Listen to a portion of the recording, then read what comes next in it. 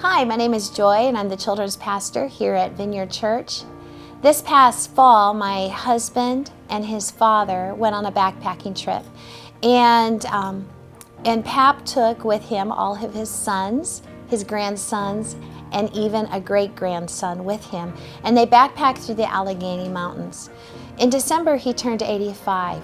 When he hit his birthday, his health seemed to be deteriorating. He had shortness of breath, tightness in his chest. He had considerable swelling in his legs and in his feet and in his hands. After trying to deal with it on his own for quite a while, he went to the doctor's office. There they did tests and they found out that only 13% of his blood was pumping through his heart.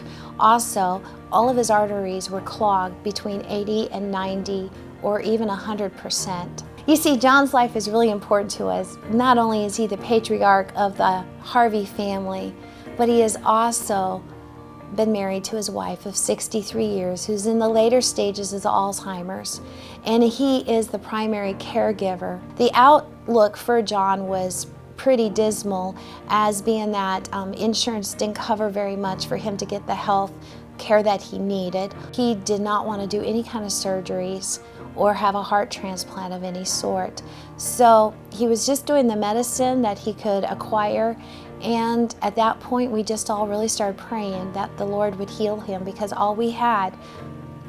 only hope we had was for a miracle. The doctor says that, the progressiveness of his heart, where he was really strong to go on a hike, and we're talking a month and a half, 6 weeks later, and he's having heart problems.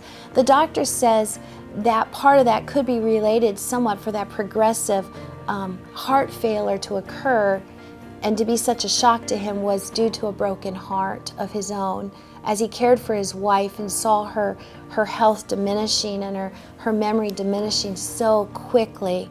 Was breaking his heart. The end of January, he went back to a doctor for a doctor's visit to check up and see where he was at and what was the condition of his heart, and even the medicines, are they working and such. As in the way that he always does things, he shows up an hour and a half before his doctor's appointment, and there he sits in the waiting room. It just so happened on that day that the person in front of him to see the doctor had canceled. And so the doctor came out and said, "John, you ready? I can see you early." So John walks in there, and the doctor said, "John, your health, you're so much stronger. Your swelling has gone down. It's like I'm seeing a totally new man here this week." And he said to him, "I really would like to do another MRI on you." And John said, "We can't do it. Insurance won't cover it. I can't have it done." At that very moment, a new doctor came in and said, "The new machine is here and it's up and running. All we need is a test patient." And the doctor looked at John and he said, "What do you think? It won't cost you a cent." So John went in there and he had another MRI done on his heart. What they found out through that MRI was something pretty remarkable, that another artery had grown, and it had grew around the arteries that had been clogged. That John was confused, the doctor was confused, they looked at it over and over again, and the doctor said, "Rarely do they ever see this." Well, see, we all know that what had happened and what John experienced was a result of his prayers, of his children's prayers, of his grandchildren's prayers, and his great-grandchildren's prayers, because of the miracle that Nanny and John have experienced just this past month. It has left him in a new place filled with hope, knowing that the Father is looking out for them, that the Father loves them so much that He's paying attention to the details of their life.